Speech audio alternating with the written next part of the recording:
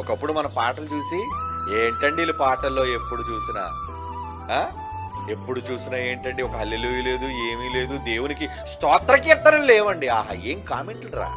Bible తెలుసురా మీకు? ఏం తెలుసు బైబిల్? సత్యానికి స్తంభం అయితే కదా మీ సంఘం. బైబిల్లో ఉన్నది ఉన్నట్టుగా ఏ సంఘం చేస్తుందో ఆ సంఘములోనే సత్యం ఉన్నట్టు, లేదంటే డౌన్, లేనట్టే, నరకానికి పోయినట్టే. ఏంటండి ఇది పాటలన్నీ కూడా వార్నింగ్ ఇచ్చినట్టు ఉంటాయేంటండి? చివరిగడి పాట ఎలా ఉంటుందండి?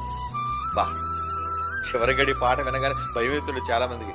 ఇవి క్రైస్తవ్యంలో ఉండవలసిన పాటలేనండి?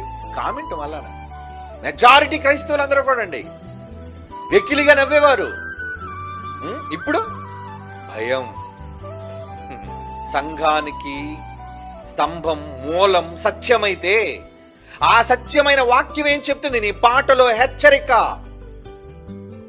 ఇప్పుడు చెప్పండి, మన పాటలో ఎన్ని హెచ్చరికలు! అటు క్రైస్తవులకి హెచ్చరిక చేస్తున్నాం, నమ్మని వాడికి హెచ్చరిక చేస్తున్నాం, ఏమండి తప్పులు చేసేవాడికి హెచ్చరిక చేస్తున్నాం, ఈ ప్రపంచాన్ని హెచ్చరిక చేస్తున్నాం, అధికారులను హెచ్చరిక చేస్తున్నాం, చేయట్లేదా? నాయకులు హెచ్చరిక చేస్తున్నాం, చివరికి మనలో మనమే ఒకరితోనొకరు హెచ్చరిక చేసుకుంటున్నాం. అవి పాటలు. పాటలో ఉండాల్సింది హెచ్చరిక కాదని చెప్పమనండి ఎవరినైనా. బైబిల్ చెప్పింది, నువ్వేం చెప్తావు? ఇప్పుడు మనం చదువుకున్న కొలసీ పత్రిక 3:16 కావచ్చు, లేదంటే ఎఫ్సి పత్రిక 5:19 కావచ్చు. అందులో ఏముంది? పాటలతో ఒకరినొకడు హెచ్చరించుకోండి. పాట హెచ్చరిక కావాలి. కానీ ఎంత కమ్మగట్టారండి ఆ రోజు జాన్సన్ గారు. ఇంత గొప్ప పాటలను, హెచ్చరిక పాటలు రాస్తే ఈ బిఓయుఓ వాళ్ళందరూ ఇలాంటి పాటలేనండి. సౌమ్యత ఉండదండి పాటల్లో, ప్రేమ ఉండదండి పాటల్లో. మరేం కావాలి నీకు? బూతులు కావాలా పాటలో? ఏమండి చివరికి ఎలాగైపోయిన ర్యాప్ సాంగ్లు దించారండి యోయోగాళ్ళు.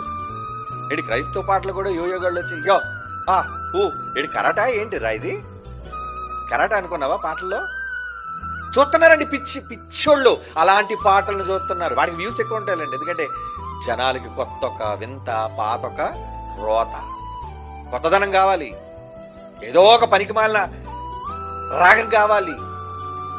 లయబద్ధమైన, శృతిబద్ధమైన, ఏమండి వినసొంపైన పాటలు వాడికి వద్దు. ర్యాప్ సాంగ్ చేసేవాడు సింగర్ వీళ్ళకి, ర్యాపులు చేసేవాడు, పాపులు చేసేవాడు సింగర్ వీళ్ళకి. వాడు చేసే ఏ చెత్త పాట అయినది వినడానికి కూడా దరిద్రంగా, కర్ణ కఠోరంగా ఉంటుంది, అయినా వింటారు.